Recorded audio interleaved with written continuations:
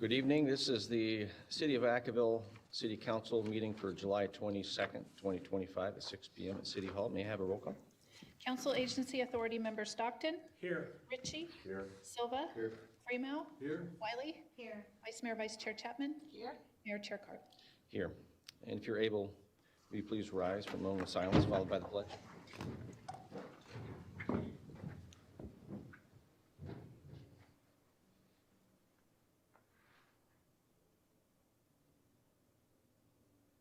Please join me in the Pledge of Allegiance.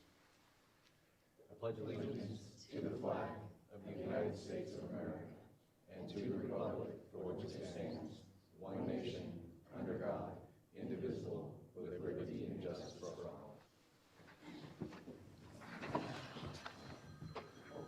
Good thing it's not rotary. All right, any changes to tonight's agenda, Madam Clerk?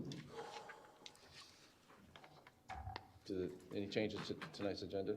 No. All right, do I have a motion? Motion to approve. Second. Motion and a second from the Vice Mayor. All in favor? Aye. Opposed?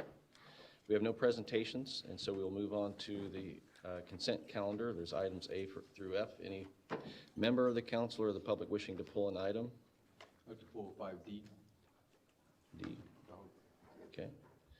So D is pulled for comment. Anyone else? Do I have a motion on items A through F minus D? Motion to approve 5A through F minus D.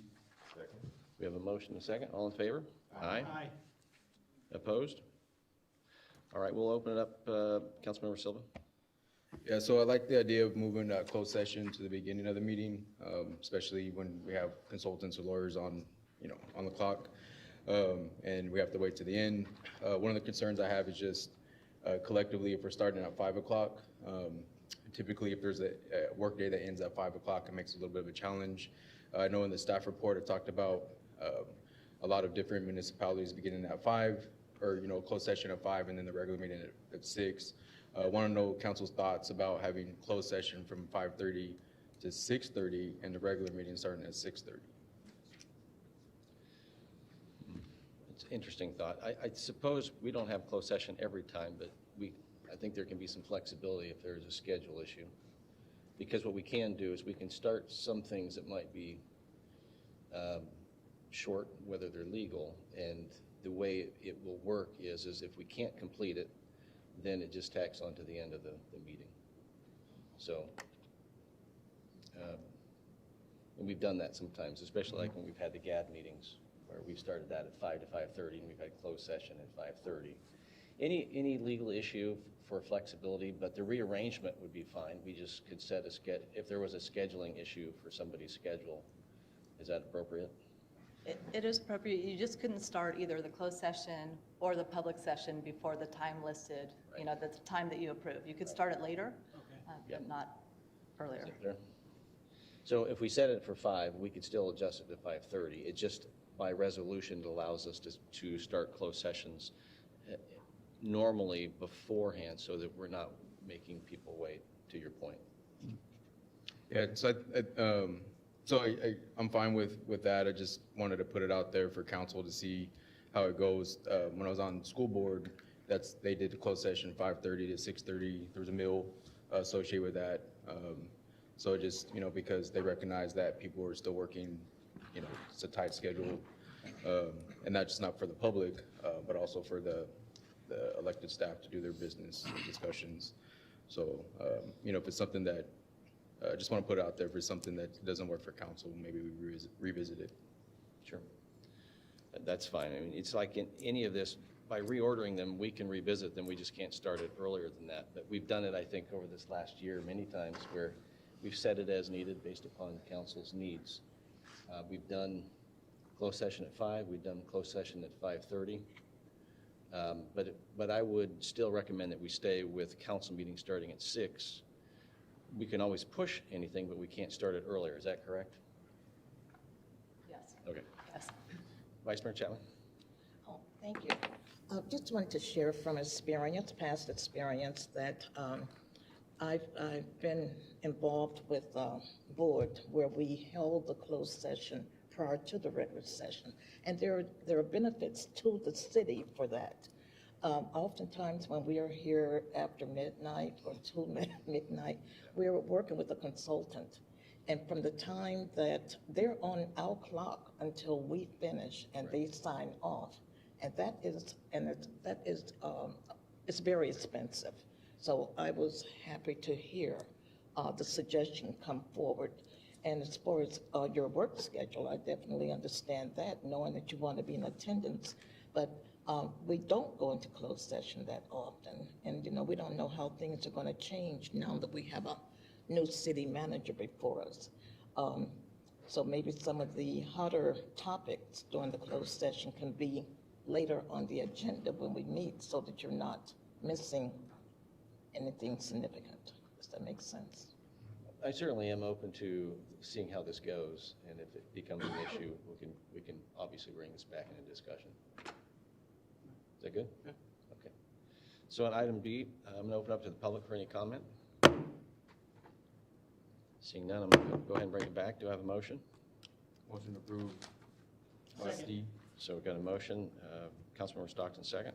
All in favor? Aye. All right, we're going to go ahead and, at this point, move on to business from the floor. This is an opportunity for any member of the public to address the council on any item that is not on the agenda, but which is in our jurisdiction.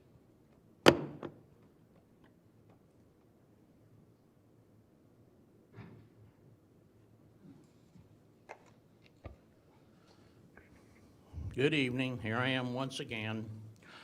Okay, so California Forever has been in the newspaper a little bit lately. First thing I noticed was there was an article in there about some representative from the federal government had spoken to California Forever and other entities about shipbuilding. And there was big allusions made in that article that California Forever was a serious contender for CHIPS Act money. Well, CHIPS Act money isn't even funded, and it's only $250 million, which in government terms is nothing. Furthermore, it's intended for existing facilities to be a stimulus, and especially directed towards training. California doesn't qualify for that. And once again, it's a whole bunch of illusion that amounts to nothing. Also, California Forever had a big article just a few days ago about their foundry they're going to build for making chips and such. Well, that's only slightly more speculative than their shipyard is. Any company that intends to build in California Forever property, first of all, it's many years away. And once again, this demonstrates how the existence of California Forever would actually be a drag on the rest of Solano County, because just like the county staff wrote several months ago, California Forever will take millions and millions of dollars of potential industry away from existing Solano cities. So any of the other council members other than Mr. Ritchie who intend to throw in their hat with California Forever, just remember, you're actually hurting the rest of the county, including Vacaville. Reading the article, one would think that, with all the fantastic projections and everything, that this, foundry was a done deal and all that, but one has to remember that the company, the real estate company that did all the studies and provided the data for the article, was hired by California Forever. So come on, let's be real. All right, one thing I noticed in there was that they said California Forever intends to build 5,000 gigawatts of battery storage. Well, that's, okay, Moss Landing, which was the biggest one ever built and burned extensively and finally burned completely away, was only 1,600 megawatts. So if they're going to build 5,000 gigawatts, that would be 3,125 Moss Landings. I assume they meant megawatts, in which case they're only going to put 3 1/4 Moss Landings over in eastern Solano County. Thank you. Which is not a good idea. Thank you. Anyone else wishing to address the council tonight? Seeing none, I'm going to go ahead and close business from the floor. And before we move on to public hearings, just a slight change to the public and also to staff. First and foremost, I'd like to start by introducing our new city manager, Savita Chaudhry. Thank you for joining the city. And I'd like for you to maybe just to share a few words before you pass on. I'll pass on a little change on how we're going to conduct these meetings. Sure. And good evening, everyone, Mayor, Vice Mayor, council members, and community members. I am really proud to be serving in the capacity as a city manager for City of Vacaville. I have been the resident with the city since September of 2003. I have raised my family here, and I'm looking forward to serve our community. I'm really proud to be a community member myself. I have participated in lots of Parks and Rec activities. I've been the Snack Shack mom for many years, and my younger son is actually joining me today in visiting my first meeting here, and I am looking forward to serving all of you. I have an open door policy. I have committed to council that I will lead with integrity, collaboration, and transparency. If you have any questions, concerns, feel free to reach out to my office. Thank you. Thank you, Savita. It really is great to see you step into this role. Some of us have known you for many years and know a lot of your tenacity and your integrity and your ability to get things done, and also to do it in ways where you bring collaboration, people together. So on behalf of the entire council, we certainly welcome you and are glad that you are the new city manager and leading the city moving forward. And so appreciate to the whole family. I know over the years I've seen some of you out in the public, and so this is good for Vacaville, and this is an exciting time. So with that, there is going to be a change in the way things happen, because anytime there is a change, it opens up the opportunity, just like changing the way we do a city council meeting. But obviously your experience, and I've seen other city councils as well, the direction will come from the city clerk to manage the agenda. And so with that, we're going to move on to item 7, public hearings. Madam Clerk. Thank you, Mr. Mayor. This item is consideration of an ordinance to update and replace Title 11, Development of the Vacaville Municipal Code by updating Division 11.01, Development Impact Fees. And our Community Development Director, Aaron Morris, is here to present tonight.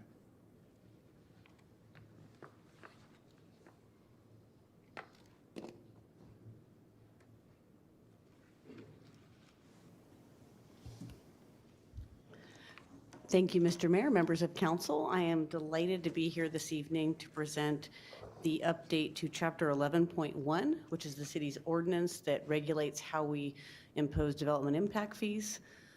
The item for consideration is for the council to consider introducing the subject ordinance, which would update and fully replace the existing Chapter 11 with the updated one that's before you this evening. This effort does align with our strategic plan. Our fee ordinance has not been updated in 30 years, or actually more than 30 years. So this is an opportunity to strengthen our local economy by clarifying and streamlining some of our regulations. So by way of a little bit more recent background, in June of 22, the council adopted a comprehensive update to the development impact fee schedule. And at that time, council provided direction to staff to update the ordinance, which is before you this evening, and to create 2 companion programs, a fee deferral program and a fee reduction and waiver program. A couple years later, in October of 2024, the council adopted the city's non-residential fee deferral program. And then in April of this year, the ordinance that's before you this evening was placed on our city website, released for public review, and was presented multiple times to a working group of developers from which feedback was solicited. So this part of our code specifically talks about how we administer our fee program. And our fee program is how the city of Vacaville collects a variety of development impact fees for new development projects in the city. To be very clear, the ordinance does not set the amount of the fees. It's about administering the program. We have a whole other work effort that's about setting the amount of the fees that will come before council later this year. Development impact fees, as the council's recently been presented to, are the mechanism by which new development contributes to the construction of new infrastructure and public facilities that are needed to accommodate growth. And just as a matter of clarification, we usually collect development impact fees at time of building permit issuance. Those fee deferral programs sometimes will defer that, but in general, almost all of our fees are actually collected as a building permit is issued to the customer to allow them to start construction. So I promise I don't want to read all these amendments. These are also in your staff report, but this is a summary of the changes. And this was also on our website along with charts and tables. It really tried to make it very transparent what we were changing. I would say some highlights are that our new draft ordinance complies with the California Mitigation Fee Act. It wasn't that far off, but we were able to bring it into the current compliance with the law. We have been, as a practice, exempting accessory dwelling units that are less than 750 square feet because that's required by law. Our ordinance now reflects that we are doing that. There's a lot of other very administrative provisions. Trying to see if there's anything else. There's a highlight I'll get to in a minute. These are mostly just kind of the list of the things that we addressed. A lot of our ordinance was filled with lots of definitions that we weren't necessarily using, and there was a lot of duplicative procedural stuff that we were able to excise for clarity. So one of the key provisions of the new ordinance is one that gets back to the council's direction, update the ordinance, and create some implementing programs. Section 11.1.100B essentially establishes in the ordinance that the council can adopt policies where the applicant can defer, delay, or reduce the amount of the impact fees paid until the council adopts those policies. The fees are paid in accordance with the chapter. This is what really sets the table for future items that could come to council. We've had a long time initiative through the biotech program to look at what can we do to help make these projects happen. This ordinance is set up to make it very easy for the council to take subsequent actions that could address that interest, as well as other fee deferral type proposals we sometimes get from the development community. Just as a reminder, we currently have an interim non-residential fee deferral program. It's in place through December of 2026. As part of our discussions with the development community on the fee amounts, we've talked a little bit about whether or not they would see value in a residential fee deferral program. So that's something that's being explored, but that's not part of tonight's council action. This is merely the ordinance. This ordinance is exempt from the California Environmental Quality Act. And by title only, we recommend the council introduce the subject ordinance and waive the reading of the title per Government Code Section 36934. I'm happy to answer any questions you have. Thank you for the presentation. Any questions from the council before I open it to the public? I'm going to go ahead and open up to the public for any comment. And seeing none, I'll bring it back to the council. I will say that I know that there has been discussions in the development community for ways to incentivize, especially with fee deferral and in residential. This is only background for that. So thank you for bringing that to the public's attention. And with that, do I have any other questions or comments? Motion to approve 7A. We have a motion and a second. All in favor? Aye. Opposed? All right. Thank you very much. Thank you. Okay, your next item 8B, or 8A, I'm sorry, is an update to the Development Review Process Improvement Initiative. And again, Community Development Director Morris will be presenting. Thank you again, Mayor and Council. I'm happy to be here to present the Development Review Process Improvements. The action for consideration is for the council to receive this update and then to provide direction to staff. We recommend direction to implement the action plan I'm going to present to you this evening, and also that you'd like us to bring you updates at regular intervals. So this whole project, this whole initiative stems from the 2021-26 strategic plan. As again, identified as something that would strengthen the local economy, improve the efficiency of the development review process. And so that's literally the mission of this work effort that I'm presenting to you this evening.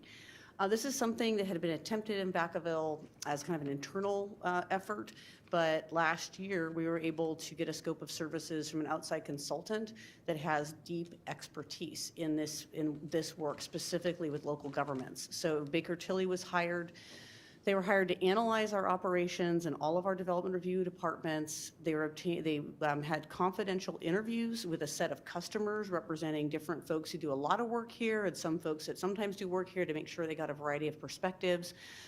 Along the way, they were taking that information and putting it together to summarize opportunities for improvement. Importantly, following that initial phase, they facilitated an internal process improvement workshop. And one of the things that puts Baker Tilly kind of in a standout category is the method they use is based on something General Electric used to do. It's a very collaborative way of having people work together, in this case, staff from all the departments, to take a look at an issue very closely and to solve the issue through a collaborative process. So all that work was, of course, in the report as an appendix. You can see what that looked like in Vacaville with the folks that participated. And then ultimately, Baker Tilly's work culminated in a final report with a series of recommendations. Just a reminder, we started this in July of 24. That was the kickoff. It was in 2024 that staff worked with Baker Tilly to process map all of our development review processes from start to finish, which is actually a way of really figuring out where things get jammed up or stuck and where there are inefficiencies. We held the aforementioned process improvements workshop in February of 25, and then we received the final report thereafter. So Baker Tilly's final report contained 12 observations, 23 recommendations, and of course, the documentation of the work that they did. I am going to tick through these observations because I think they're important because they frame all of the actions, the recommended actions that follow. So Baker Tilly observed that some of the city's operations occur in a siloed manner. They observed that staffing levels do not currently meet work demands, that they perceived there was a lack of training and for our staff sometimes an inability to make prompt decisions. They actually noted, and I've been through this with 2 other jurisdictions, so I was pleased about this, that our customers do appreciate our efforts at good customer service, and they were very positive about the intent and the people that they work with, but that they did see some areas for improvement. Baker Tilly observed there was some subjectivity and inconsistency in how staff interprets codes and regulations. Another section they talked about that in some cases they believe pro-development pressures cause a breakdown in processes and procedures. This can happen when a project is directed, this one needs to go fast, and sometimes going fast causes impacts on other work items, and so that was something that they surfaced in their work with us. They identified that we have room for improvement in our application intake process, and this is not just in my department, but also in the other development review departments, that the way we calculate service fees and development impact fees cause customer frustration, that we have inefficient internal meetings, not clearly defined processes and timelines. They saw huge room for improvement in our use of the Track-It system, and I will touch on some success we've had in that since this report was issued. And they noted we have a lack of online systems and tools. So here it is. These are the observations that then led to their actions. I will not be reading everything on this slide, but essentially Baker Tilly came up with 23 prioritized action items, and this is their priority order. So knowing I was going to come to council and present an action plan, the work I did with others in other teams too is to really try to synthesize these into a coherent action plan oriented around timetables with the goal that all of these 23 recommendations would turn into something that would have the maximum customer impact.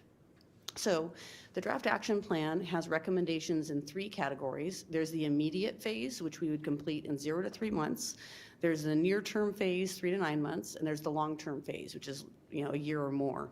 So as I said, the priority is focusing on the things that will make the most positive impact to our process, and then there's some other things that come later that could have impact, but they may take a little longer.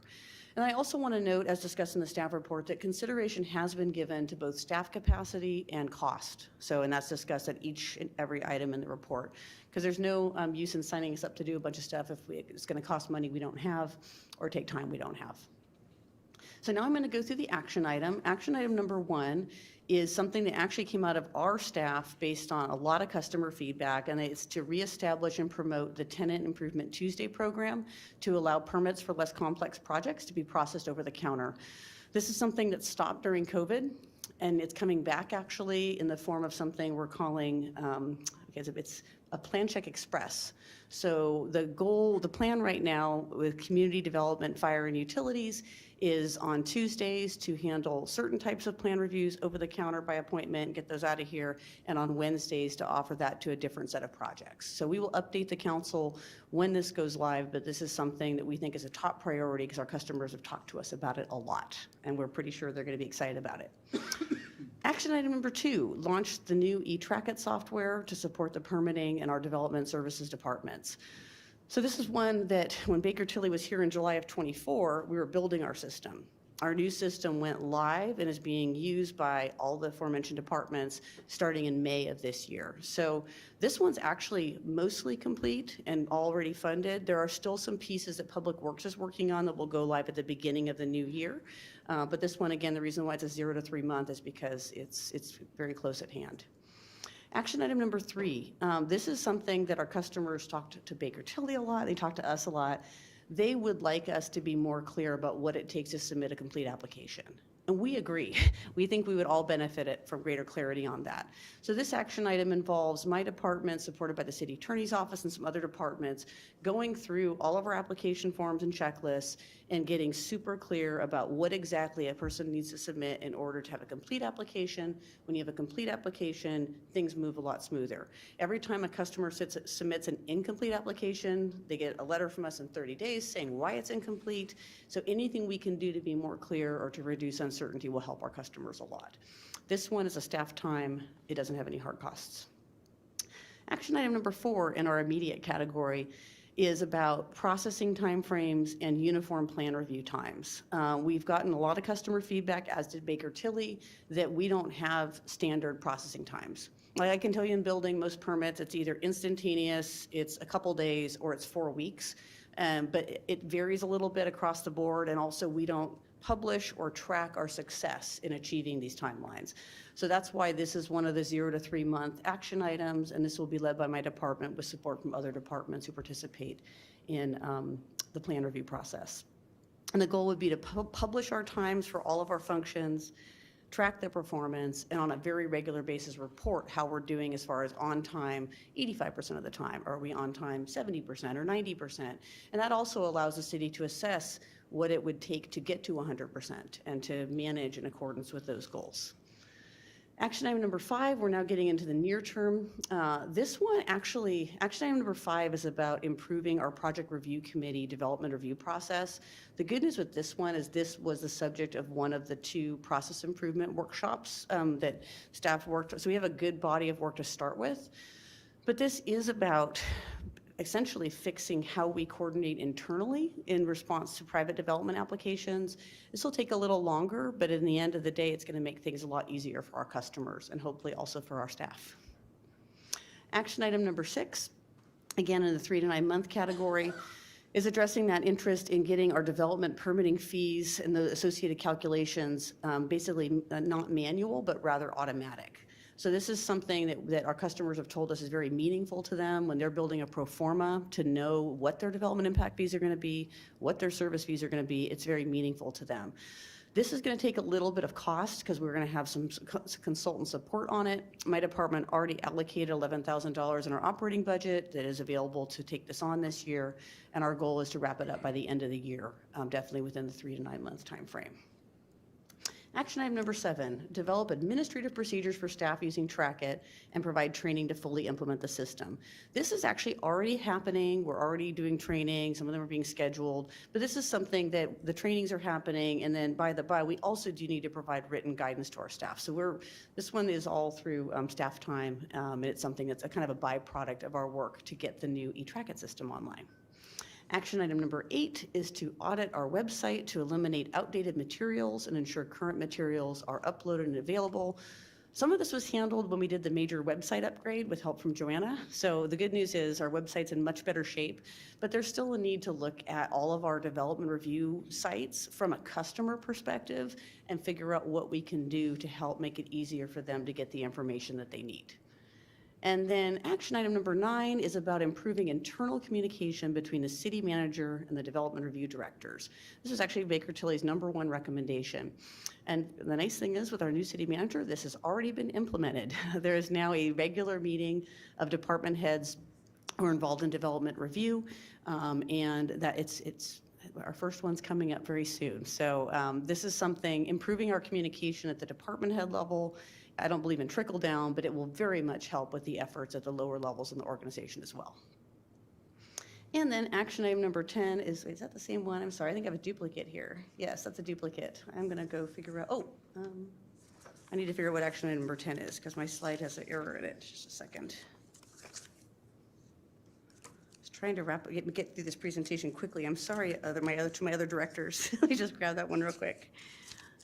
Oh, yeah, action item number 10 is to develop a measurement tool to track customer satisfaction and routinely report results. This was actually a recommendation Baker Tilly had when they first came to work with us. They said, you should measure how customers feel now, and then after you make your improvements, you should measure how they feel after that. Great idea, so we've put it into our action plan as a 3 to 9 month item to figure out the best way to do that in a cost-efficient manner. Okay, and then these items are listed here because they're important things to do. Some of them could have a lot of cost. For example, creating a one-stop shop. That's like in cities that do that, typically all of your staff that do permitting are housed in one part of one building on one site. It's a great idea, but it definitely would require further exploration. Baker Tilly, as their 5th recommendation, said we should look at more training opportunities for community development public works staff. So that's a budget thing that's a little bit longer term than this year, perhaps. Ongoing training about codes, regulations, and guidelines. That's something we do, but looking at how we can do it better is something that could occur in the longer term. This other one is more about accounting. I'm going to leave that one quiet. And then lastly, we did go with the Track It system when we upgraded our land management systems. It does have certain limitations, but at the time it was selected, it was very cost effective compared to the other solutions. So on this list is that we're going to reevaluate it, in about a year or more and see whether it's going to be the thing that allows us to operate the way we want to in the long term, or whether we need to start thinking about a different land management system and saving up for it. Okay, so the work I just presented to you was presented multiple times to the development community. There's an information page on our website where the final report, the draft action plan, and some explanatory information have been up since kind of springtime. On June 6th, I held a focus group and I invited all the developers who've been coming to the development impact fee workshops that we've been having. It was lightly attended, but I got very positive feedback from the folks that attended that they thought these recommendations were spot on. Our next steps would be to, move forward on implementing these new programs, promote the ones that we launched, such as Tenant Improvement Tuesday. If we do it, we need to let our customers know about it and really get the word out that it's happening. And then ultimately also provide the council and the community with regular updates on how we're doing with implementing the action plan. So the recommendation is that staff implement the final action plan to improve the development review process and provide direction that you would like updates at regular intervals. And that is my presentation. Thank you. Okay, thank you for the presentation. Thank you for the presentation and for this feedback. Obviously, self-improvement is something that doesn't happen unless you're willing to reflectively look inside an organization and sometimes doing it from the outside. And Baker Tilly has a long-standing positive reputation. So I do know from my experience, the TI Tuesday was, when I was staff, was very beneficial. So it'll be great to see some of those things back to make us more efficient and more effective. So I'm going to open up to the public for any comment on this item. All right, seeing none, I'm going to go ahead and bring it back to the council. Councilmember Silva. Yeah, so thanks for providing the overview. Something I picked up on when I was working in biomanufacturing is a process called Six Sigma. So it's a very similar, sounds like a very similar approach to use data and voice of the customer and actual data to identify problems within a process. It doesn't necessarily always apply to government. There's different case studies for that. But one of the key things that a lot of companies started adopting or implementing in addition to some of these recommendations or the result of these recommendations is actually to train particularly those who are the subject matter experts, the folks who are actually doing the day in and day in and grind and whatnot. Because, in the end, like, those are the folks who have to implement the direction from council and/or, the department heads. So maybe there's another suggestion in there just to have a very entry-level type training in the future that just kind of brings them along towards an adopted methodology on continuous improvement and how we best serve our residents or something to that effect. But no, this is it's good, a really good thorough overview. Thank you. Councilmember Wiley? I also wanted to say thank you for the information, and it was very well lined out that we saw what the priorities were and what the suggestions were, and you've done a good job kind of setting it up already since you had been looking internally at how things could be done more efficiently. I do really think that the observation E with subjectivity and inconsistency is a problem, but the training and the manuals and everything else will really help that situation be less of a problem. And I do think it's a good idea to get the information now and then compare it to later.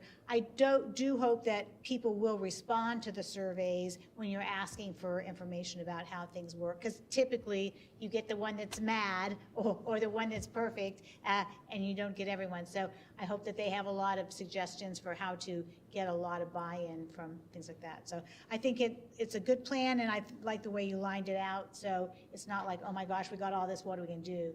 We'll do this, then this, then this. So good job. Councilmember Stockton? Yes, thank you for the presentation. Very exciting to see some of the stuff that came up, but more importantly, the fact that you're already implementing some of the strategies that have been brought to you.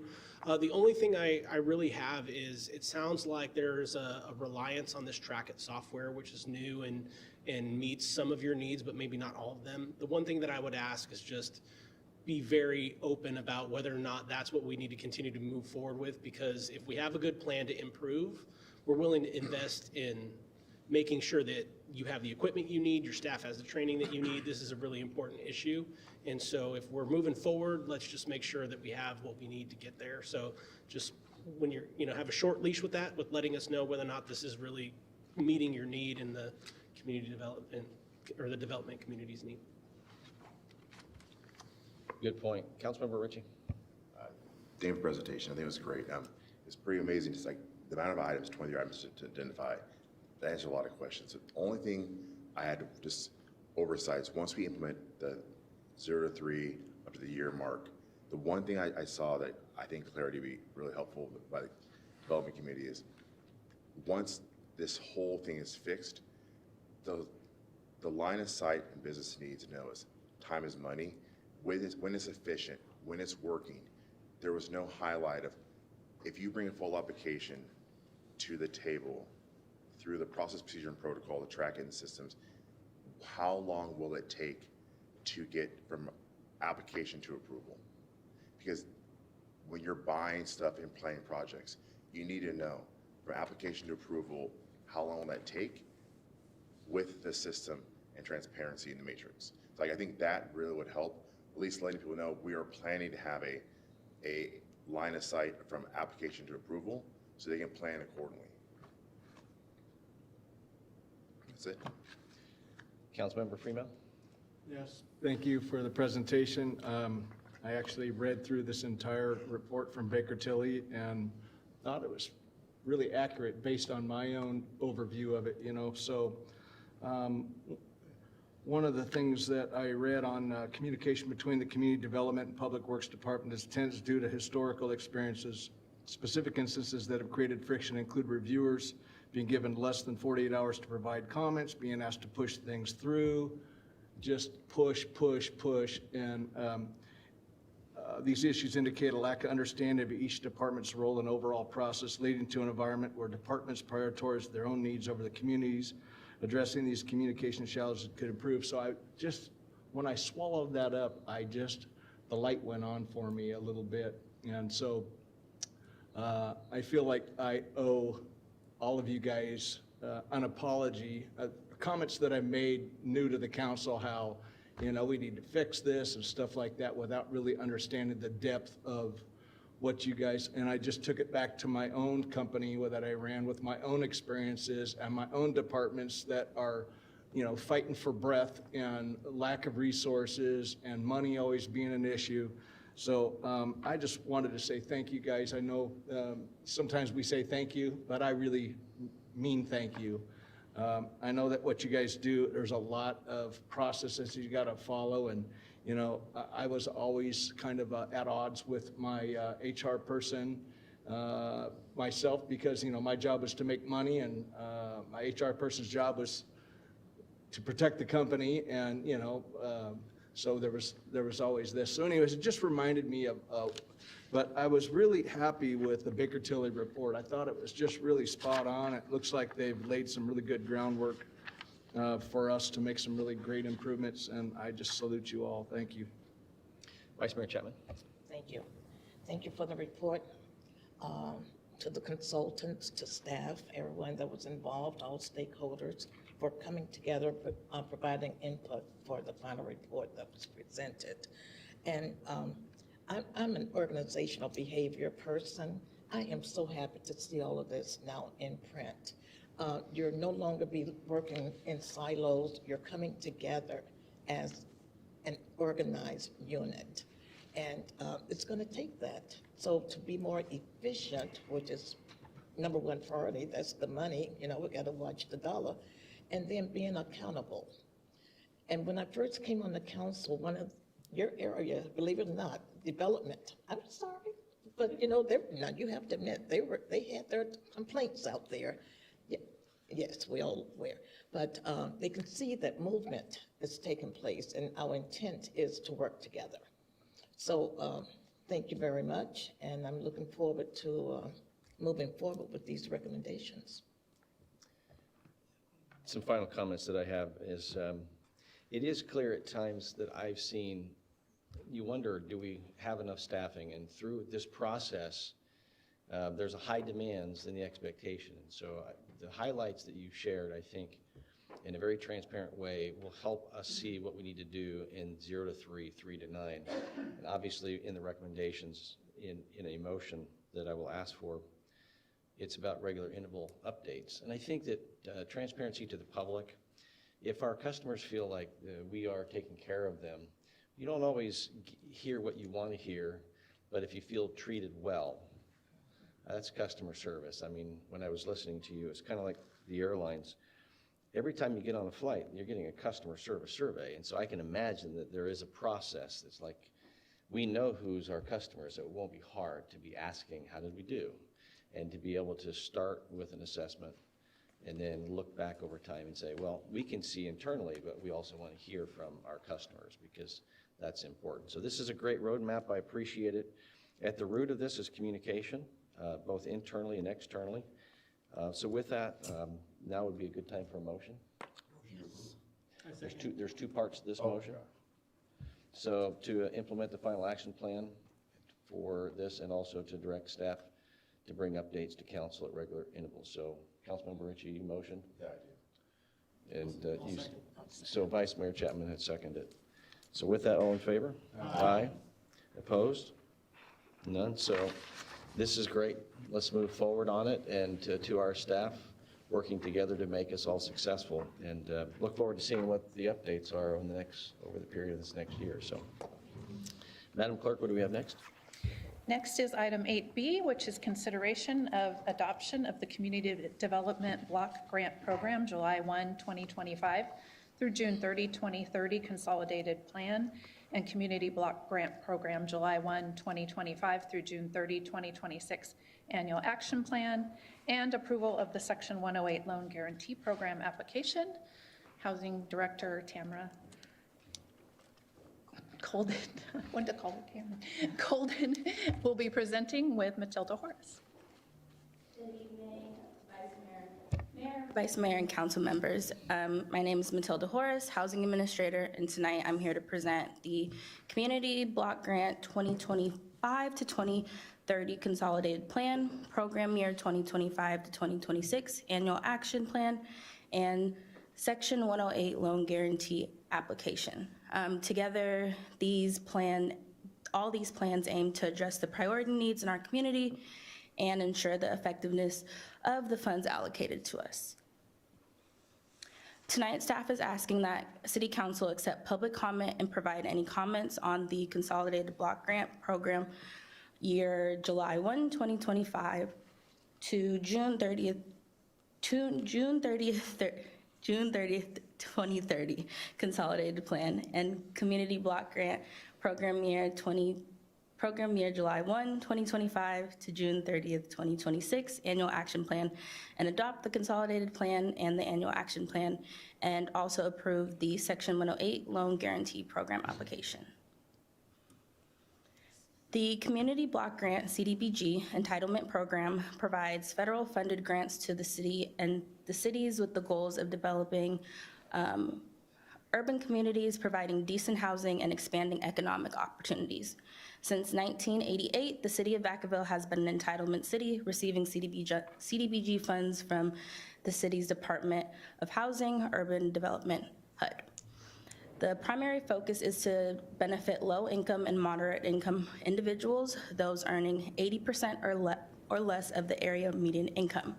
These requirements ensure that CDBG funds are directed towards those who are in most needs, fostering inclusive development within our community. The CDBG funds allocated to us locally are used to address the priority needs identified in the City Council's 5-year consolidated plan. These goals include planning, administration, supporting youth public services, and improving public infrastructures and public facilities. So each of the activities must follow one of the national objectives, so below to low moderate income persons, prevention or elimination of slum or blight, and urgent need. So for the program year 2025 to 2026, we have an annual action plan funding allocation of $527,680 of CDBG funds and $203,615 in Section 108 loan. The annual action plan also includes the total funds of the $527,680 funds of CDBG funds that were allocated to us. And so the allocation is broken down with the following. The allowable 20% of the annual action funds in the amount of $105,536 is planned to be dedicated to planning and admin. These funds will be utilized for staff, staffing supplies, and program administration to ensure the smooth operation of the CDBG program. The allowable 15% of the annual allocation totaling in $74,152 will be allocated to public services focused on our youth development. These funds will support programs at our Vacaville Trower and Mariposa neighborhood centers that are operated by Vacaville Boys and Girls Club and Levin Kids. And the remaining $342,992 of the CDBG funds and Section 108 loans combined to improve the public facilities and the infrastructure.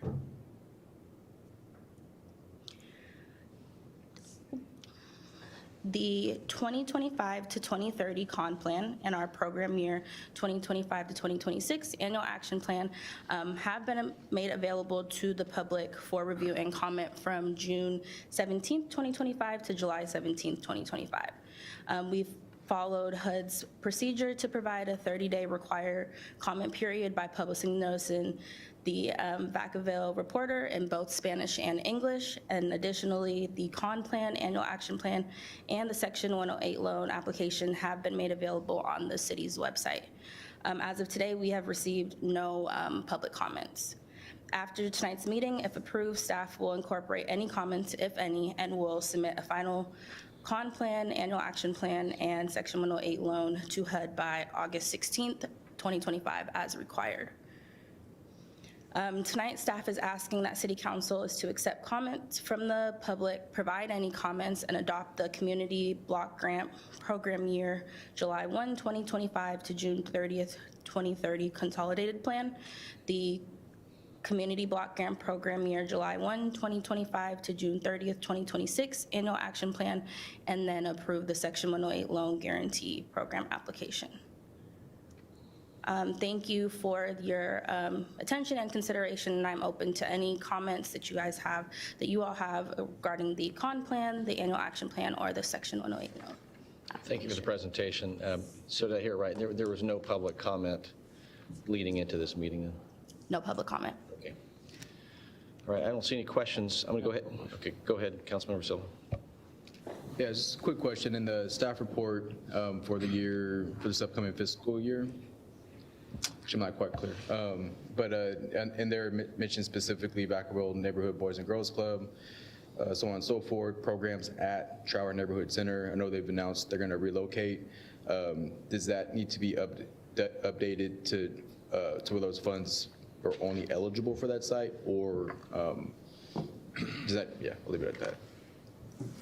Thank you for the question. So the Boys and Girls Club relocating from the Trower Center does not make them ineligible for the funds. The funds, the public service dollars are supporting their activities, and those activities can be carried out wherever Boys and Girls Club operate, so long as they are continuing to assist a majority of low or moderate income families. We do track that information on a quarterly basis from the Boys and Girls Club to ensure that they continue to meet that low to mod benefit. So the funding is not tied to them operating out of the Trower Center. All right. I just wanted to clarify that. Thank you. Seeing no other questions, I'll open it up to the public. And seeing none, I will bring it back to the council for any comment or motion. Councilmember Ritchie? So my comment is kind of going to span from the last meeting. I mentioned this to our new city manager. Mine's just, it's I have to make sure that the amazing work that the 11 does and the Boys and Girls Club does, the money to the 107 fund, 100% of that money could be gone. And are they aware, before they get too deep in any kind of commitments, that was our budget's on August 16th. The federal budget hits on September. And 100% of the funds that go towards this program nationwide are slated to be gone. So I don't want them to get in a situation where they're caught with zero idea, no action plan, because this can be not a reduction, it's just eliminated. As of now, it's planned to be eliminated. So what is the action plan to let the Boys and Girls Club, the 11, and who they serve realize that we got to figure something out, but they can't count on this. Thank you for the question. As I mentioned last time, I'm making sure that I'm tracking almost on a daily basis what's going on with the proposed federal budget and any impacts that could have to programs. We are continuously making our subrecipients, not only in the Community Development Block Grant Program, but in other HUD programs or HUD-funded programs, aware of potential impacts should proposed changes or proposed funding cuts or eliminations move through the budget process. As of right now, for this fiscal year, the funding that we've received for this fiscal year is approved, and they will have that funding through June 30th of 2026.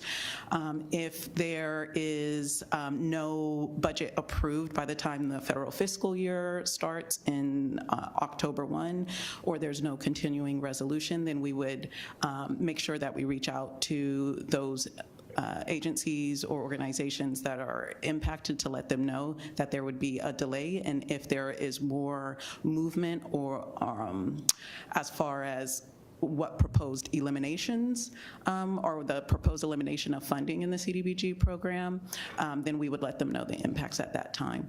As of last week, the House budget does actually provide funding for the CDBG program. So if that moves forward, then there would not be a need to further discuss cuts, but that just depends on what final budget is approved for the federal fiscal year. Councilmember Freeman? Yes. I'm looking, and I read through this, and I'm thinking about the Trower Center and that with the Boys and Girls Club moving out of that facility in the coming year, that it's going to really create probably a vacuum, a loss for some people that may not be able to get over to the new Boys and Girls Center or that aren't currently participating. So I just wanted to throw it out there. I'm looking at the funds that the two organizations get, and both of them are doing a great job, in my opinion. I know that 11 Kids have got a couple of facilities, and Boys and Girls Club now have their new one. So I just wanted to float this out there for some thought for the future of perhaps, taking a look at maybe and see if there was interest with 11 to maybe, move into that facility and take over some of the gap that's going to be left there for the future. So I just wanted to float that out there as a thought because I'm just concerned that maybe some won't be able to make it over to the new facility and that it serves a specific community right there at the Tower facility. So the Trower facility, excuse me. That's it. Thank you for that information.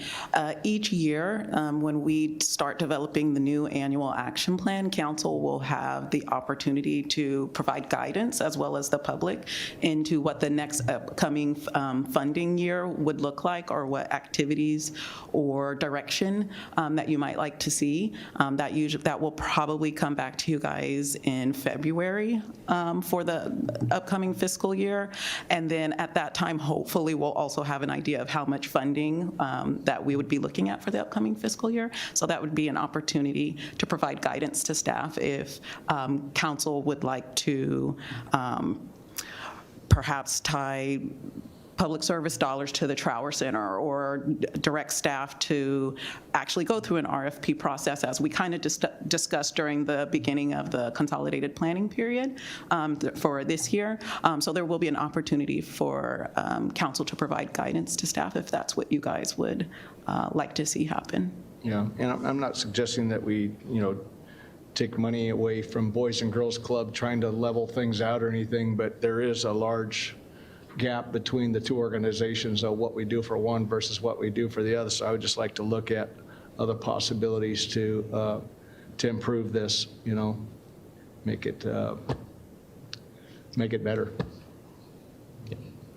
Councilmember Wiley. Thank you for the information, and I am happy that we have $527,680 to talk about, but that's really just a drop in the bucket of the need that we have for housing in Vacaville. And just this week, I've talked to like 2 different single moms, and they have a job, but not savings to get a house, and they're just going from month to month, and they are really looking for affordable housing, and it's not out there. I am happy that we have programs for children in 11 and Boys and Girls Club, and there are many other programs as well, so that we can meet some of those needs. And we did talk about that there was no public comment prior to this meeting, but in the staff report, it does talk about the public meetings that were held, as this plan was developed. And I did attend one of those, and, the needs that people brought up were all very real, but they couldn't be funded with this money. So we just need to continue to search for every way we can to get money to help the people in need. So thank you for your work on this, and I agree with what's presented to us tonight. So thank you. Councilmember Stockton. Yes, thank you for the presentation. I hope the money comes. I know a lot of people could use it, and I'm not sure when the Boys and Girls Club is going to move, but some of the other things I wouldn't mind at least being discussed with that property so that we're using it for something good. I know we've had our warming center and cooling center in the same location for the past couple years. That's another location where that might be plausible. And we've been looking for a site to also do temporary supportive housing for adult single men and with wraparound services. And so I just hope that we can have a further conversation about that property, and funds like this are available in the future for some sort of project like that at the site. Thank you. Well, thank you. Real quick, just so it's clear, this is a grant program, but do you have an estimate of how much federal funding comes through our department for housing vouchers overall?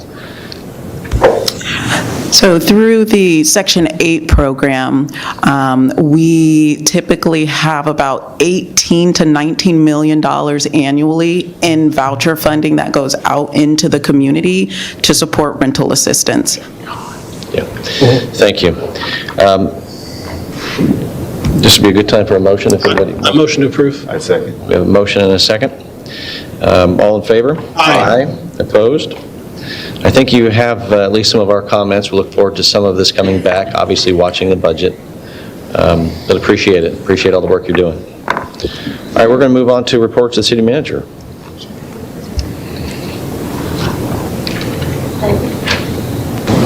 I do have 3 updates.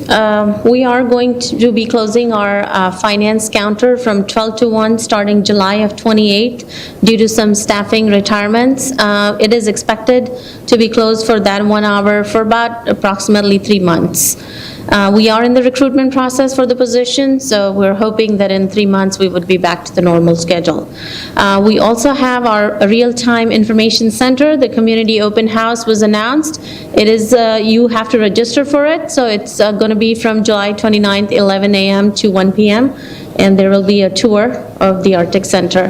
The National Night Out, last year, the city decided to move the National Night Out from August to October because of Officer Bowen's passing away. But since then, a lot of neighboring cities have also started moving National Night Outs to October. So we are going to be having our National Night Out on October 7th, the first Tuesday. So we welcome community to have National Night Out get-togethers, and we will be visiting some of the neighborhoods.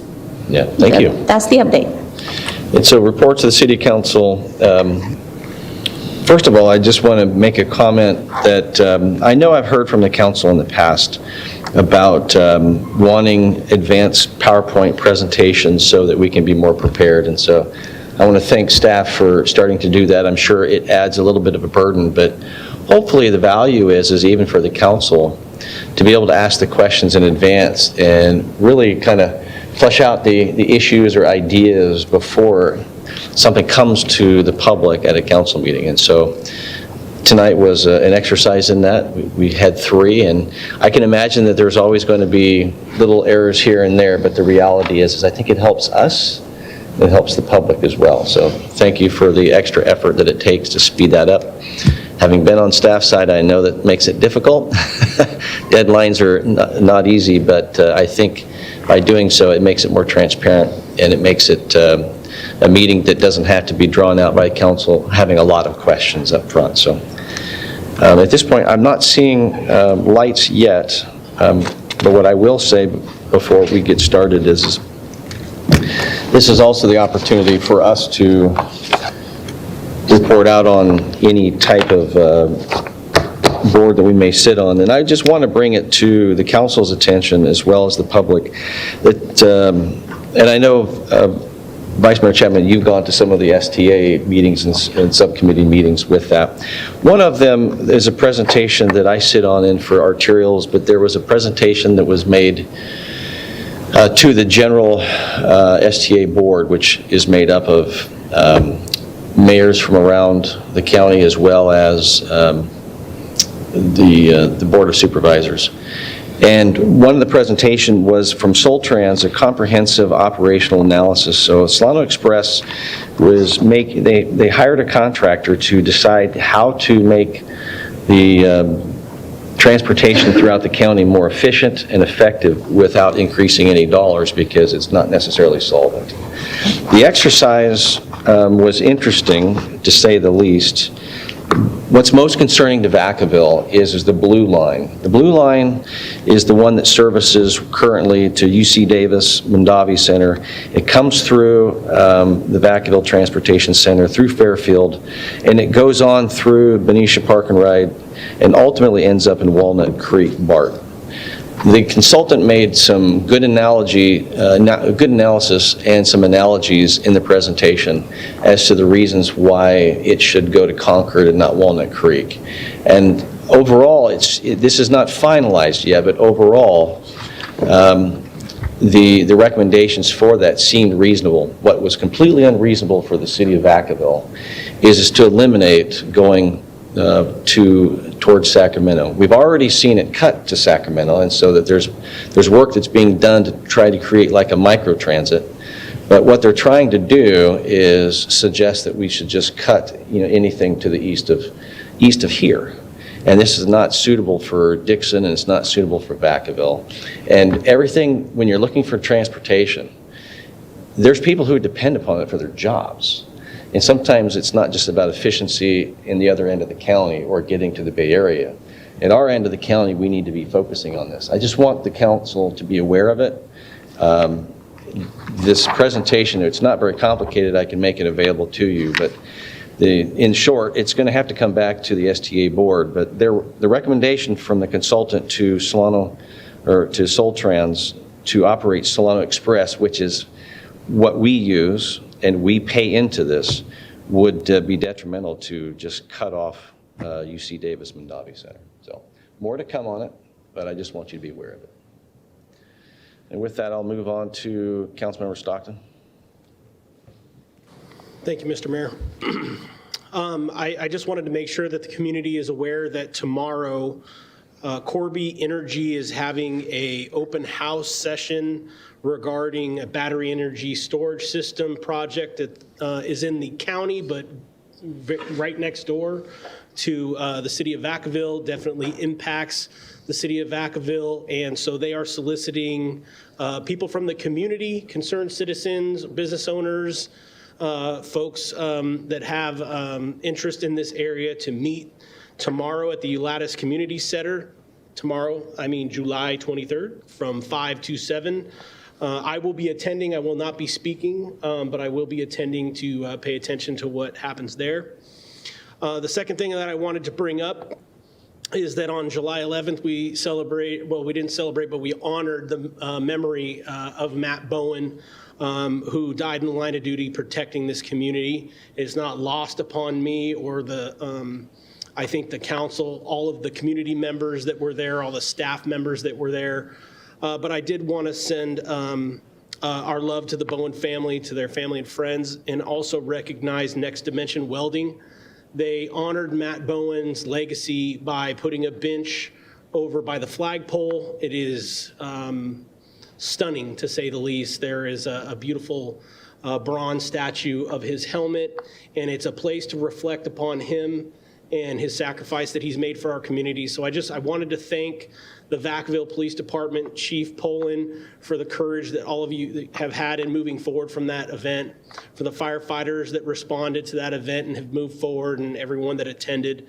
It was a powerful day of remembrance for him, and I was grateful to attend and grateful that our community found such an incredible way to honor him. So if you have time, please go by there and check it out. He mattered, and honoring him and going there is a great way to make sure that our community and this city never forgets him and his sacrifice. So thank you for that. Thank you. Councilmember Silva. Yeah, so actually just to extend off of the last comments from Councilmember Stockton, I want to also thank the board and Mr. Ramos at Play for All Park. They actually wrapped up a fundraising event to put in, along with city folks, to put in a traffic light to help educate kids on how to train them on how to navigate pedestrian safety at the Play for All Park. So more news to come on that. So definitely, our community continues to show that they do what they can to make sure memories are, the sacrifices are honored. Switching gears there, I just came out today that, I and Councilmember Wiley sit on the Yolo Solano Air Quality Management District. I always forget the acronyms. But so one of the programs that they're rolling out, in addition to some additional grant funding that I've mentioned in the past, that'll be coming back to the city of Vacaville or some of our partners, is a program that will allow for air filters. So there's 700 air filters that qualifying individuals may have access to, but that's first come, first serve from Yolo and Northeast Solano County.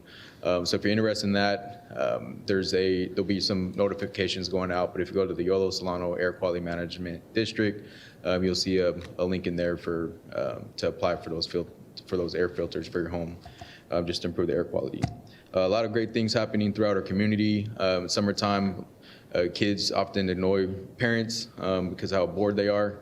And it's nice to hear that they want to go back to school. So definitely big shout out to our Parks and Rec department for a lot of the different program that's going on, from early hours to the late hours, from swim to learning how to not get punched in the face, or boxing program at the Duke. Amazing coaches there. Basketball was a pretty big one I saw. T-ball just recently got hit off the tee. So a lot of good stuff happening. Vice Mayor Chapman. Okay, thank you. The Citizens Advisory Committee met last week. Last week. The warden that came in to present to us on activities at the prison has received a permanent assignment as a warden at the Folsom prison. So they had a little goodbye for her Friday. Yes, what's today? Tuesday? Yesterday. Golly, these days are just running together. So anyway, it was very nice. Also, there is an event coming up. I see her that I received an invitation, and it's like a book club that they have there for some of the incarcerated persons. And so I accepted the invitation, and I'm in the process of reading the book now, so I'll go in there with some insight into the conversation or the discussion that's going to take place. I also want to make mention that the parole officer that was killed recently in the Bay Area, in Oakland, used to work at the prison. He hadn't been gone that long, and it was a very sad moment when they received the word. They gathered, but I couldn't. They said, "Sarah, you want to go?" No, thank you, but yeah. So I had to deal with that internally, that loss that they were dealing with. It was so similar to what we experienced here with our own. And with that, in the residents that live in District 6, 5 and 6 primarily, they hear the alarm that goes off at the prison, and all of them aren't aware of what that alarm is. And it was in regards to the death of the officer. The next thing I would like to share is on the Solano Transportation Authority. I'm on the subcommittee, the equity committee of STA. We met in the past week or two. Information or discussion that took place was on Highway 37, which has been a pain in Solano County for many, many, many, many, many years. And it has gotten so bad, and I'm not going to say that's the only reason that STA is looking at it. However, they now have funds to put toward that Highway 37. They're wanting to put a connector bridge coming over from Maryland to 37, but they don't have the funds right now. So they're going to put an alternate, and I called it a Band-Aid fix, a very expensive Band-Aid fix, until they're able to get that bridge up. And I'm thinking, is it in 2030 or something like that before they? Yeah, it's going to be much longer than, it'll be much longer than that, because they'll have to do, they'll have to develop the project and the funding. Right. But it is, the subcommittee meetings under STA are designed to prioritize, and so that's the benefit of elevating these issues, so that when regular citizens of the county who are trying to go back and forth to work are struggling, and anyone who sits on that every day, you realize it doesn't get much attention as far as the funds and the funding sources. So And just so happened, members of Caltrans were in attendance at that meeting, and I had just gotten from one of my children, TikTok, and she was sitting on Highway 37. I'm not going to play it here, but I'm going to let y'all ask me to hear it. I mean, you will roll. They all asked for a copy of it to use as marketing. I mean, I'm not even going to go any further. It is hilarious, but she didn't think it was hilarious. So the only other thing with that, Mayor, is that with the current budget of STA, there's some leftover funds in the millions of projects that they weren't able to proceed with, and so they were just reshifting. Yeah, they do that. Yeah, they do that, but still, it appears some funds were left. When you go to that meeting, would you ask them to consider adding those funds to Highway 37? I mean, that's a nightmare, and it has been, and it has been. And there's flooding that takes place in that, along that stretch. Okay, let me move on real fast. I was able to attend the United Way of the Bay Area, and I was happy to see our staff in attendance from housing. Both of the young ladies were in attendance, and there was some great information that was provided from the two speakers they had, and I was able to share a flyer with our city manager. And I even shared with one of the speakers that their presentation would be ideal for council members, supervisors, leaders in the immediate, I'm going to say throughout Solano County, to hear, because the focus was on didn't call it affordable housing. Well, it was all about housing. So anyway, I would like to get more information to our city manager, and she can send it out, and we can see if that's something we would like to have them come in and speak on. And then the planning committee, I had something else, equity, people, parole. Okay, I'm finished after stating that I was able to attend my first planning commission meeting on last Tuesday. Yes, they were surprised to see me. However, the representative for District 6 is now the chair, Lightfoot. And so, and we had just communicated wanting to get together, so I'm finished. Yeah, thank you. Thanks for the updates. Councilmember Ritchie. So my one comment is pretty brief. Councilman Stockton actually touched on one of it. I was unable to attend that ceremony, and it's one of the things where I think showing support to the community that for that event was really important. So I wish I was there.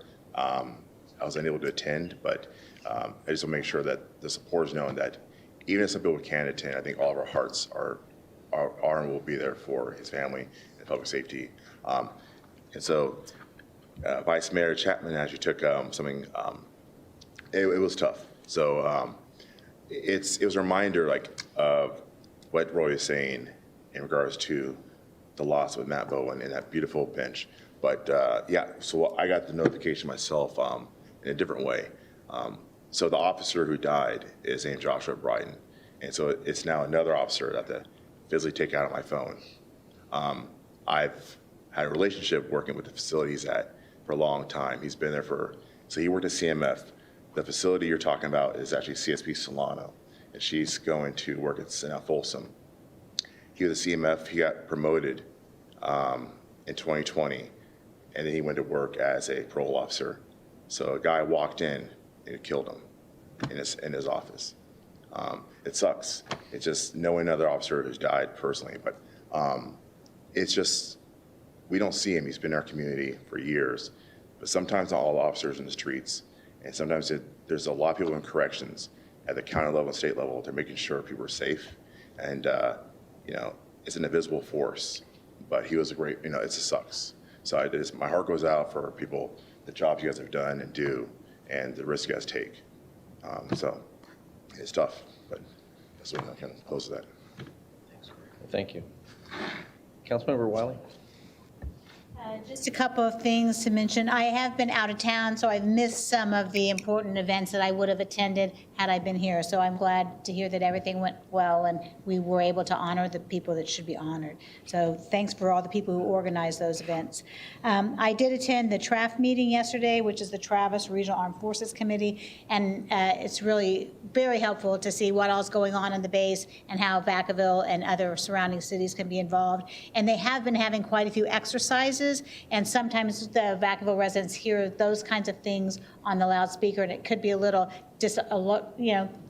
take you aback if you're not sure that, oh, this is an exercise. So they try to do pretty well about letting people know about that. And then Thursday, we will have a civic leader breakfast, which is also on the base, and it's a little bit different than the TRAF meeting, but it's also just a way to have this communities connected with the base and see what's going on there, and they can ask in ways that we can help.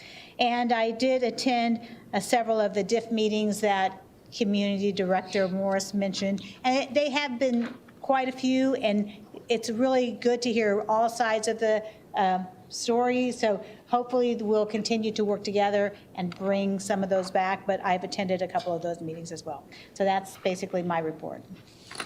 Yeah, thank you. We're going to go ahead and move on to item B on the report to City Council, the appointment. I have gone through this process of nominating for the vacancy that was created in the last few months, and I know that it created some information that came to the city today, and that is that there's always an interest for those who want to participate on some of the commissions in this particular case. There was a change in March on how the process works.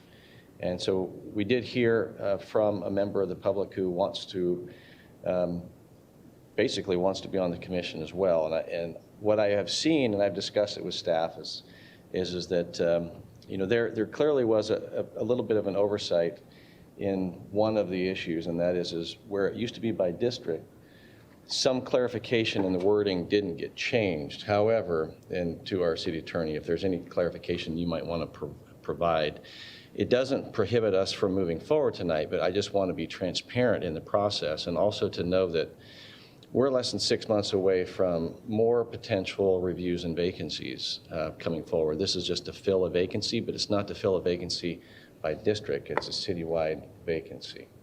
So with that, did I get that correctly? Generally, yes, and I can share the specific language of Sure, the could you? policy if you'd like. So the specific vacancy that's being filled tonight is the vacancy vacated by former Commissioner Rudine. She was reappointed to the commission in March of 2024, so that was obviously more than 6 months ago. The policy how it's currently stated, and again, this was a staff oversight when we were documenting the direction of council back in March when the policy was revised, but it currently states that if a vacancy occurs after less than 6 months of a term, the selection process will begin from applications on file from the prior appointment process. Also, if a vacancy occurs after more than 6 months of a term, the vacancy will be posted and the application and selection process will begin. So if you're looking at Commissioner Rudine's specific vacancy, that falls into the latter vacancy procedure. But to the mayor's point, the intention was, that was related to when we were appointing by districts, and now we're appointing at large. So I would recommend that if the council wants to proceed with the appointment tonight, that you suspend that portion, the vacancy portion of the policy, and then act on the appointment of the mayor. There are a couple of other options you have. You could refer the matter back to staff to follow the existing process, or you could refer the matter back to staff to clarify or to make an administrative cleanup to the policy, and then again bring it back to the council under that. Whatever the council decides to do tonight, staff will make that administrative cleanup to the policy. Yeah. Councilmember Wiley.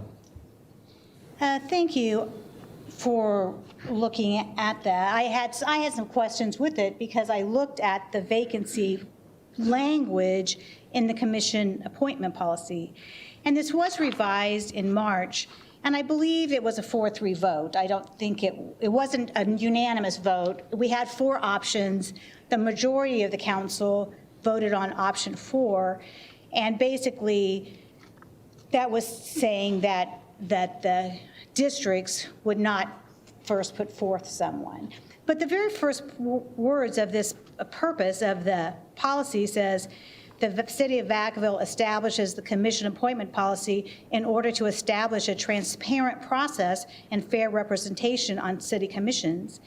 And I'm on the city council, and it seems like I should kind of know what's going on, but when I read this agenda was the first time that I was aware that you were filling that position that had been vacant since May or something. So even though you are making the appointment as the 4-3 vote said, I do feel like we should have more knowledge for it to be a transparent a transparent program to see, oh, here's who's you're appointing, and then have explaining, well, why does it not follow the policy about the vacancies? Because, I mean, you can say it was oversight, but do we want to just dismiss the parts of this policy that didn't fit the appointment tonight? Because I thought the whole point was to follow a policy. And I don't think we're doing that if we appoint Mr. Hampton tonight. I don't have any issues with the person, but it's the policy and the no input and how is that decision made? And then I was looking at the people that have been appointed, and we're getting kind of lopsided again, because the whole reason we went to district appointments was so there could be more people kind of involved with the process and people across the city being interested. But the way it is right now, we have 7 people are from District 1 or 2.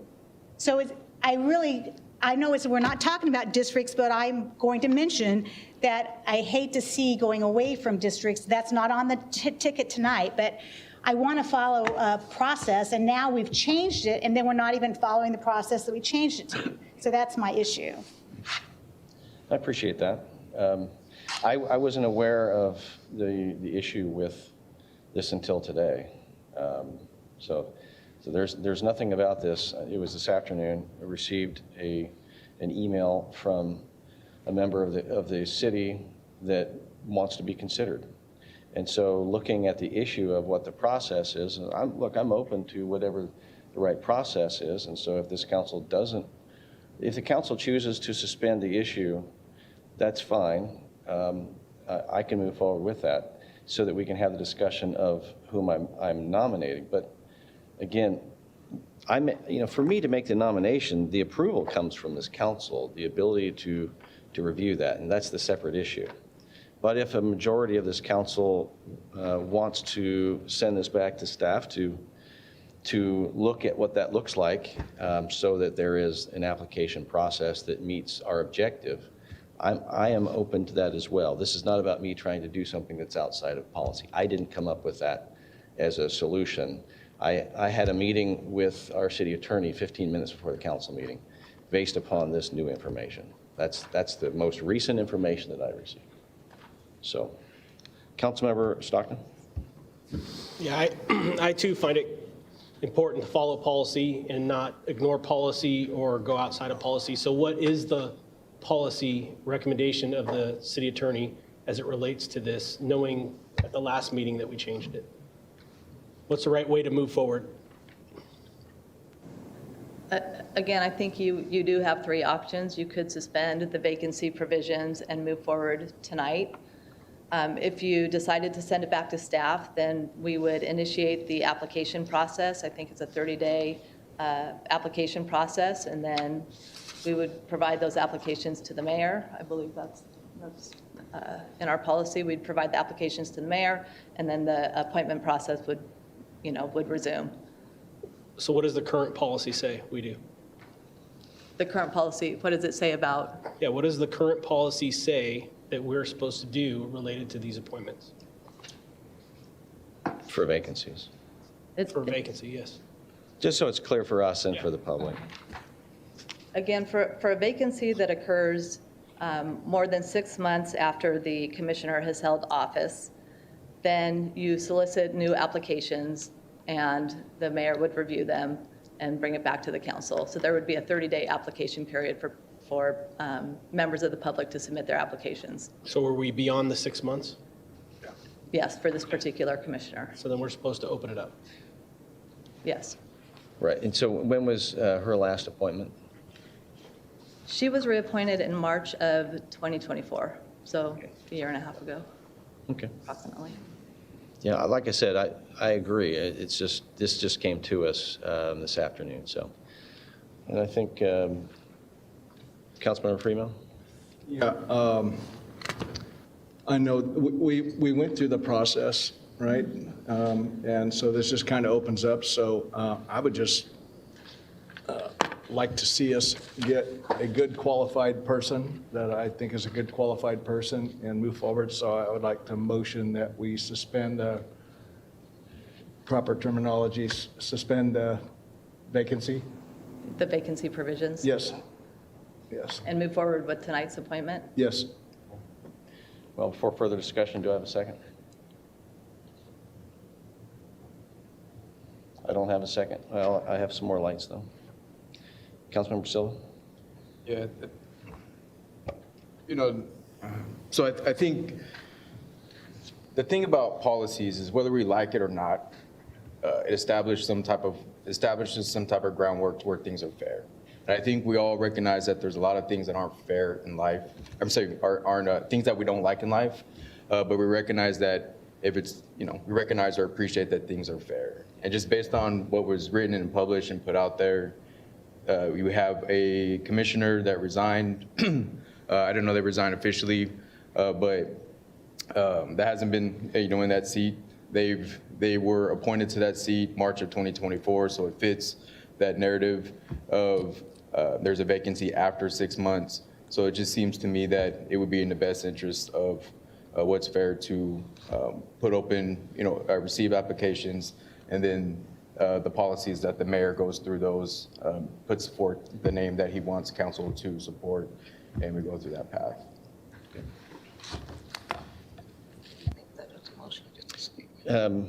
I'll leave that, well, before we continue on, are you making that as a motion? Yeah, a motion Okay. that we open up All right. policy. Is there a second? I'm going to second it. Okay. So there's a motion and a second. Councilmember Wiley for discussion. Yeah, I just want to say, you said you just filled it, but, so there was the notice of the vacancy, and that was way back in March 31st, on May 29th. So should it have been posted at that time? I mean, why didn't we say there was a vacancy and ask then, so that it's not a month and a half later? So what do we need to do to, I mean, if there's a vacancy, doesn't it just get posted? That's what, because I didn't know this was until I found it, Yeah. So would that have been a time that it could have been posted then, or did that take council action to? I mean, just to add to this and to our city attorney, I think this is an oversight. Staff has acknowledged that this probably should have taken a different course. All right. Okay. So then we have a motion on the floor. I won't say anything. Can I make, Yeah. Vice Mayor Chapman? thank you. I second the motion. I just need to make a comment. I know Mr. Hampton, I would say he's one of my BFFs, best friends forever. And he is a very good person. However, my decision, I need to put it out there. I'm sorry that it went this way, that it was printed that you received the appointment, yet we realized an error took place by the board. So I'm offering an apology to you personally. I don't know which way the vote is going to go, but to have you come out after you've been in print, I'm sorry. So I just wanted to extend my apology for that. Councilmember Stockton? Yes, I just want to say that I think our council has been somewhat, I don't want to say reckless, that's maybe too strong, but with not following policy or choosing when we do or don't follow policy. I think if we have policy, we have to follow it. It has nothing to do with what I think of you, Mr. Hampton. I hope you apply. I think that the mayor made a great selection in choosing you from the last list of people that put in. If your name is put forward, you will have my support, sir. But I think we're treading on dangerous ground if we have existing policy and we continue to choose to ignore it. That's it. All right, so we have a motion and a second. I'm going to open this up to the public for any comment.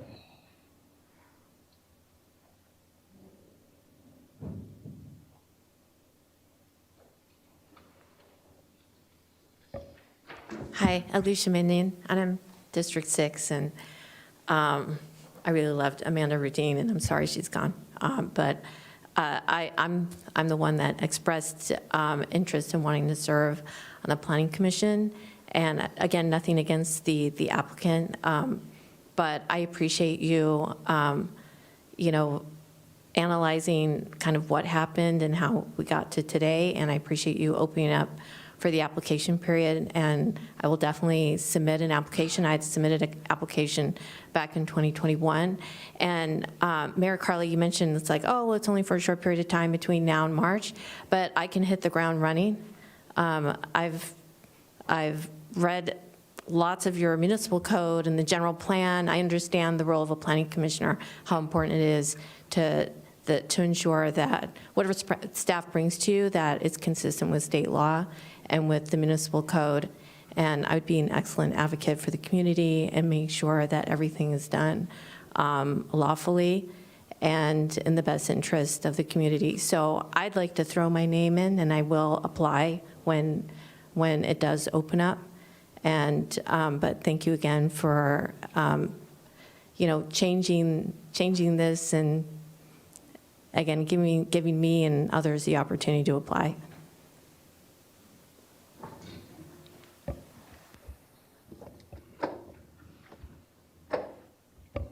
Yeah, I just want to say, I'm Wendy Brecken. I just want to say I have a lot of respect for you, and it would be a lot easier to just go with somebody who's qualified and get the job done, but just stick with the process, stick with the policy, because if you don't stick with the policy, then public trust is degraded, and then people begin to suspect, oh, what's going on here, bias, this, that.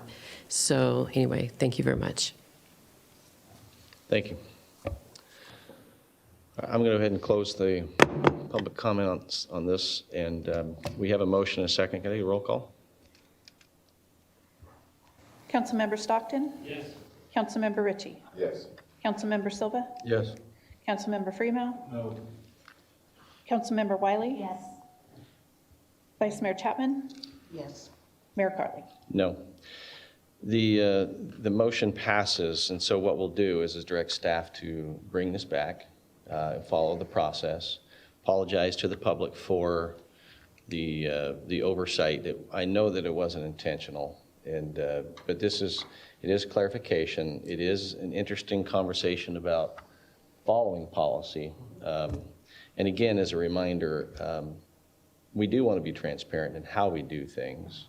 I totally respect the council on that.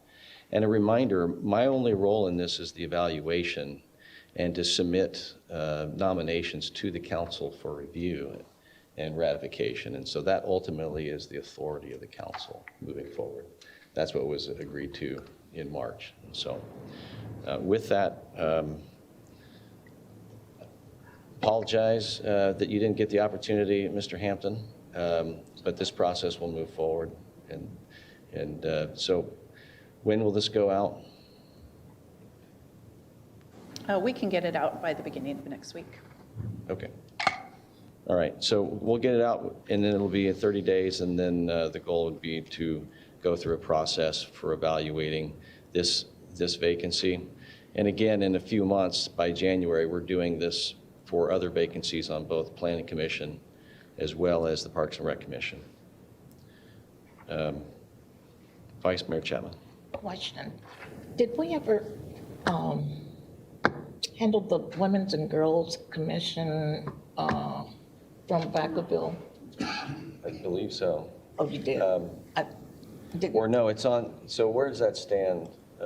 I will check in with them. They were going to do the recruitment on our Yes. behalf, and I have not heard from So them. so the responsibility is no longer on ours, it's theirs at this point, but we are in communication with it, so we haven't made an appointment yet. Okay. So Would it be advertised would advertisement go out in Vacaville for the position? I would assume, since the representative is supposed to be for Vacaville, that that's how they would advertise, but I'll get some information from them and report back. Yeah, that would be good. Thank you. And then the next item is the appointment of Robert McCauley to the Solano County Mosquito Abatement District to represent the city of Vacaville. This is another position within the community region. And so with that, I would like to go ahead and offer my nomination for this position is Robert McCauley. He applied for other positions within the city. He's also someone who's served and worked for the city and understands the community. And so with that, that is, I'm not sure exactly how long that position is, but right now it's basically by appointment. And this just needs to come back to the city council, that's all. Councilmember Silva. I just want to clarify, mainly for the public, that this is a different process. It's not a commission, it's not a commissioner, it's a different process. So therefore, it will be subject to a different selection process. That's right. Yeah. Yeah, appointments come before us routinely. Some that do need to come to the council and some that do not. This is one that typically does because it represents all of us. Just want to clarify that, distinguish the two. I appreciate that. I will open it up to the public, but I will also ask that Bob McCauley come forward and maybe introduce himself.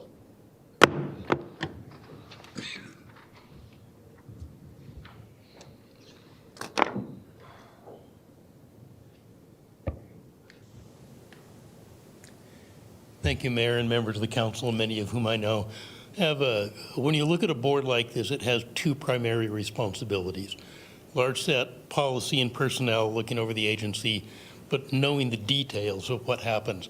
About 29 years or so of a combination of that, working as a department head at STA in setting budget and policies on large-scale countywide issues, and 18 years as a City of Vacaville staff member doing detailed land use and environmental review. The mosquito world is a little bit offset from land use, but not that much, and setting policies and budgetary is very close to what I've done. I've already begun looking at the responsibilities that the board members have, the activities that the board does, and I think I can faithfully represent the city's interest in that. So thank you for the opportunity to serve. Answer any questions that you have for me. Anybody have any questions? Thank you, Mayor and Council. All right, thank you. Councilmember Stockton? I motion that we approve. Second. We have a motion and a second. All in favor? Aye. Actually, there's nobody else who wanted to comment in the audience, right? Okay. So yes. Yeah, so I forgot to mention one announcement. So for the next council meeting, we will be bringing 2 items to council to select the review committees for a legislative platform, as well as a review of the council handbook. There are timelines attached to both items. So for the legislative platform, we would need to adopt it in January, so we need to get the process started now. For the council handbook, we do have some more time. It is usually updated before the election and adopted after the new council is seated. So we have about 1 year to work on review of our council current handbook, including the policies, and then we'll adopt it in January of 27. So we have some time there, but we would like council to decide 2 to 3 members of the council who would participate in these review committees.